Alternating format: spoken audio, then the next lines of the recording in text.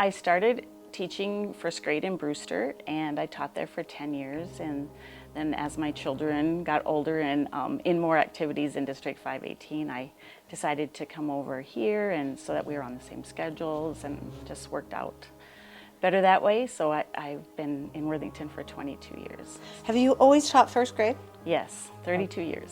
32 years and 22 here. We had Yep. established that you, my daughter Hope, who is turning 28, was your first class here. Yes. So talk about the transition from a smaller school to a bigger school. Yeah, I can remember it was really hard for me. Just getting used to so many staff to know, and how scheduling, our building was getting crowded at that time, and how scheduling was so important, how you had to be on time for specials, and it was just a faster pace. And was it was that the first year of the brand new building? No, Okay. I don't remember how old the building was, but it was several years old. Okay. So talk to me about first grade, teaching first grade. Wow. Yeah. They're kind of just off the laps of mom. What's that like? Yeah. Well, first grade is, I think, a huge growing year for children, because they start to mature. Like you say, they're not that kindergartner that needs a whole lot of mothering, but they need a little, Yeah, and right. so we're gradually transitioning, and it's a huge learning year as far as their academics. Learning to read is the main focus pretty much of the whole year. And yeah, they're just so fun and eager to learn, and amazed by the smallest things. So it's just so fun and rewarding to work with them. What are some of the challenges of teaching the younger grades? Some of the same things. That transition is a challenge. Some kids are, especially if they have like a spring or a summer birthday, they're not as mature, and so getting them, you want to teach everybody at the same time, but everybody's in those different maturity levels, so you're coaxing some along and challenging others. Right, and right. That whole balance is a little difficult at times, but in the spring it's so rewarding, because those ones who were having a hard time in the fall are just like blooming and so proud of themselves. And I guess as a teacher, sometimes it's hard to remember that when you're in the thick of it all, but it all comes out and works in the end. And So you're kind of reaping the rewards of all of that now. exactly. But with that, is it harder in the spring to teach? Are the kids kind of ready to be done? Yeah. As soon as the calendar switches to May, they think we're just gonna, We're in summer. yeah, or we're just gonna party and have a good time. So I usually try to get some work and then play, and kind of coax them or bribe them a little bit. If you do this, then we'll do that. I don't think the adults are that much different. I No. think we're all ready to be outside and doing too, aren't we? Definitely. What's it like to, I know how my kids were emotional when they had to leave their teachers, especially in the younger grades. Yeah. What's that feel like to let them go that last day? Yeah, it is emotional. It's emotional for us too. Yeah, because you spend your whole year trying to bond as a classroom family, and you really grow to care about children, and knowing that, yeah, you'll see them in the hall, but you're not going to have that connection. It is. Yeah, it's hard.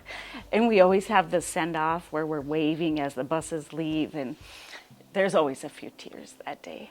So, yeah. Maybe a little more this year since it'll be your last class. Yeah, maybe. Yeah, I understand that. I feel that same way with my retirement looming too. Yeah. Change. Yes. Change is hard for kids and adults alike, don't Definitely. you think? Let's talk about change a little bit. In 32 years of teaching, there's been a lot of changes. Yeah. Can you talk about some of those? Oh, yeah. I was thinking about that the other day, how, my first year at Brewster, the teachers got desktop computers, and it was Oh, a wow. big deal. Yes. And I remember the first time we got a telephone in the classroom. You know, I'm really dating myself here, but just things like that. And when we had internet, Right. You know. That came along during yeah, your tenure it's here. just hard to imagine teaching back then. You know, we had a lot more paper resources, and yeah, it was just different. And kids were different because they didn't have that exposure to the screens and that instant feedback all the time. So I feel like they were maybe a little bit more calm, or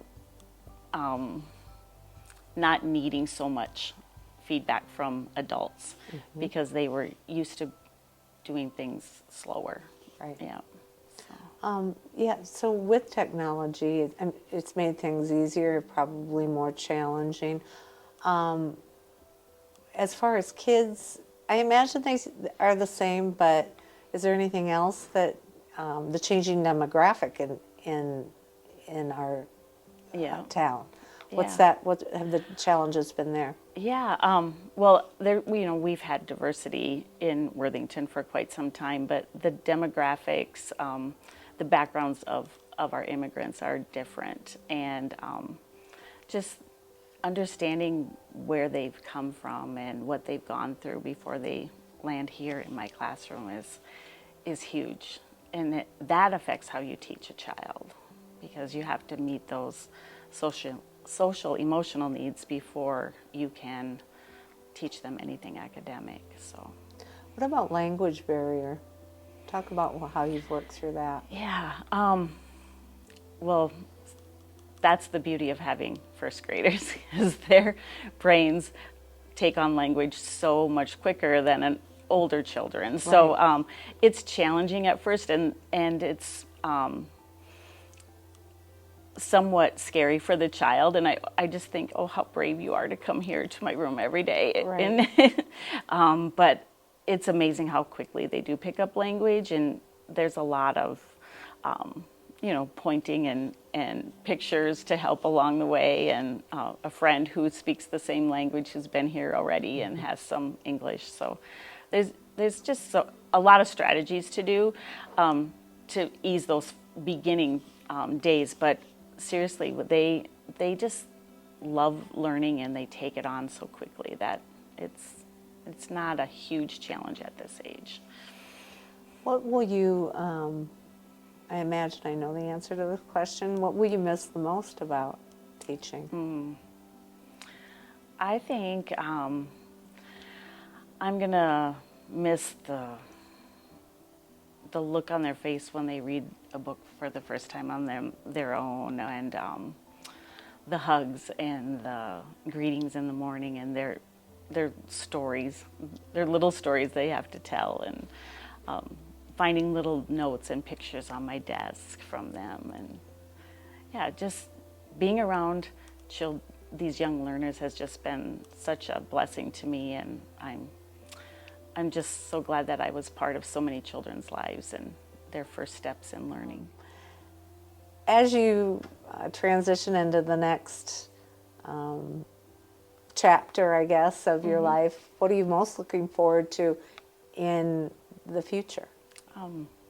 Well, I'm spending more time with my grandchildren, and my husband and I have some travel plans and a bucket list of places we'd like to go. And I think mostly just that a more relaxed pace of life, and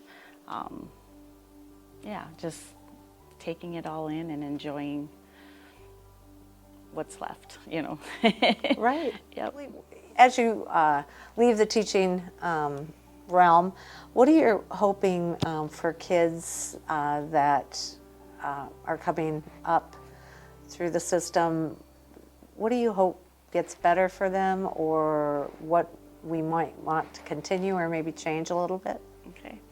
Yeah, I really hope that as a society we realize the impact of devices, especially for small children, and maybe come up with some stronger guidelines on when they're used, and I also hope that our children can grow up in a society of, kindness and acceptance. Is there anything else that we missed? Anything else you No. want to say? No, I just have been incredibly blessed with this journey, and I feel lucky to have been part of so many children's lives. Well, thank you, Julie. Thank you on behalf of the school district and Prairie Elementary staff and students. Thank you, and good luck to you in the retirement. Enjoy. Thank you.